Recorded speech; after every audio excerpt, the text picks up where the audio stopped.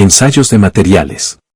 La finalidad del ensayo de materiales. Analiza la capacidad de carga mecánica de un material hasta su rotura o hasta una determinada deformación. Los ensayos se pueden realizar en diferentes condiciones ambientales a través de los valores característicos del material. Nos proporciona una descripción concluyente de sus propiedades para poder comparar. Métodos de prueba. Pruebas mecánicas, ensayos no destructivos y pruebas químicas y térmicas. Pruebas mecánicas. Se evalúa la resistencia, rigidez, dureza, ductibilidad y resistencia a la fatiga. Ejemplos: ensayos de tracción, compresión, fatiga y dureza. Ensayos no destructivos. Identifica defectos internos o superficiales sin dañar la muestra. Ejemplos: ensayos por ultrasonidos, rayos X e inspección por partículas magnéticas. Pruebas químicas y térmicas. Analiza la composición del material y su estabilidad al calor. Ejemplos: espectroscopía.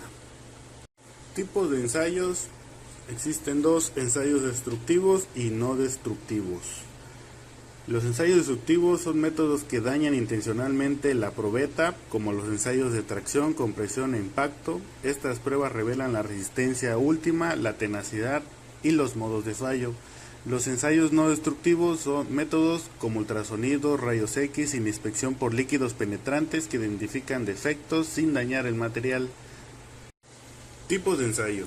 Entre los ensayos destructivos más comunes se encuentran los siguientes: ensayo de tracción, ensayo de compresión, ensayo de sillanamiento, ensayo de flexión, ensayo de torsión, ensayo de resiliencia, ensayo de fatiga de materiales y ensayo de fluencia en caliente. Normas para metales.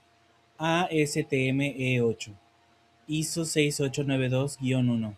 Estas normas definen los métodos de ensayo de resistencia a la tracción, límite elástico, alargamiento y reducción de la sección transversal de metales.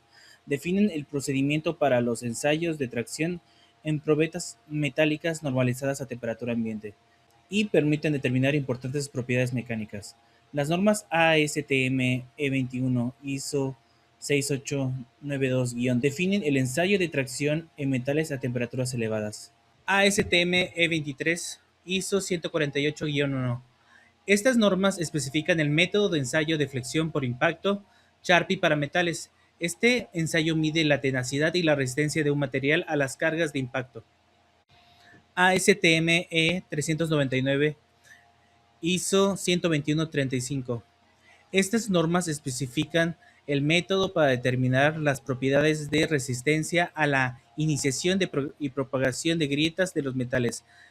Los ensayos de dureza en metales están definidos en las normas ISO 6508, ASTM E18, ISO 6507, ASTM E384, ASTM E92 y ISO 6506, ASTM E10. Tracción.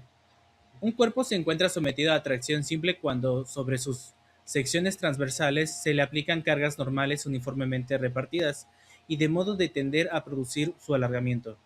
Para estos ensayos se utilizan trozos del material llamados probetas o muestras.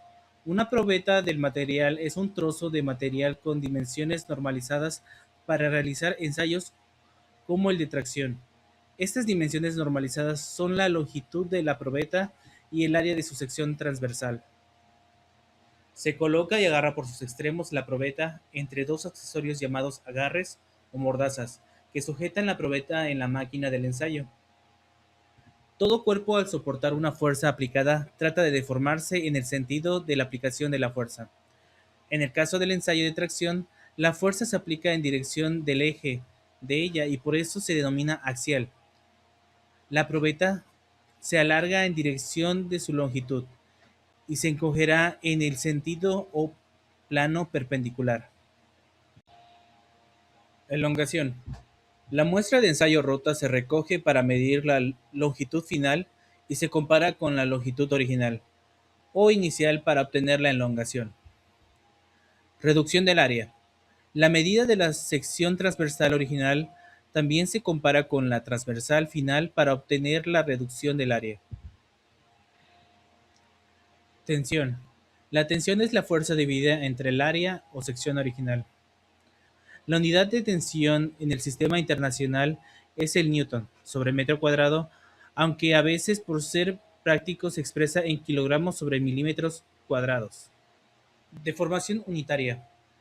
Es el tanto por uno en que se ha incrementado la longitud de la probeta, es decir, si la longitud inicial es L0 y en un determinado momento del ensayo es L. Entendiendo los conceptos anteriores y el ensayo de tracción, se nos proporciona un diagrama el cual nos muestra el comportamiento del metal o más bien del material del cual se le esté aplicando la tracción. Este diagrama es proporcionado por el programa el cual estemos usando para dicha demostración. En esta podemos observar varios parámetros o varias características propias del material, por ejemplo la zona elástica, el límite elástico, la zona de fricción, la zona de fractura y muchos parámetros que nos ayudan a entender de mejor manera dicho material. Entonces, para entender este diagrama vamos a desglosarlos por sus partes y características, iniciando con la zona elástica. Esta se puede entender como el valor máximo de fuerza que puede resistir el material antes de deformarse, de manera muy resumida.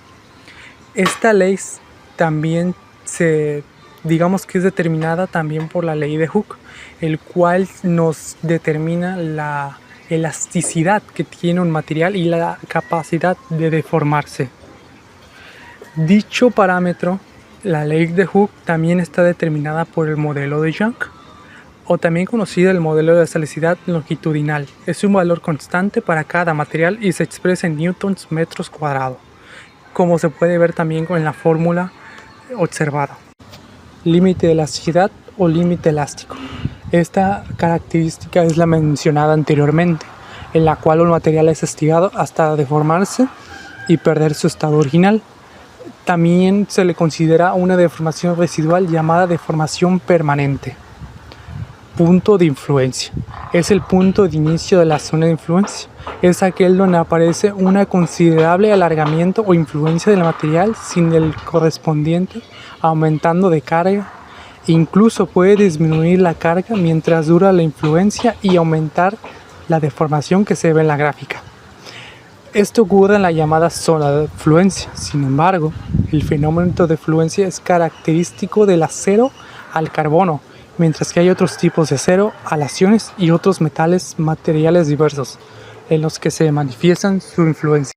Entonces, a continuación también tenemos una gráfica de ejemplo en la cual podemos también observar varios parámetros. Y aquí encontramos la zona de fricción. A partir del punto de último esfuerzo, la deformación del material se localiza en una zona determinada de la probeta en lugar de hacerlo en toda su totalidad. Como resultado tiende a desarrollarse una fricción o cuello en esa zona a medida que la probeta se alarga cada vez más. La tensión disminuye, curva hacia abajo y la probeta termina por romperse en esta zona en el punto de fractura. La ductibilidad es una propiedad mecánica propia de los materiales. Se le considera de grado de deformación plástica. Se entiende como la capacidad de deformación y estiramiento antes de fracturarse. Es muy distinta a los materiales frágiles, ya que estos no tienen esa capacidad de flexibilidad comparado a los dúctiles. También se presenta la siguiente gráfica comparativa entre estos dos tipos de materiales y una fórmula demostrativa en la cual podemos determinar la ductibilidad de un material.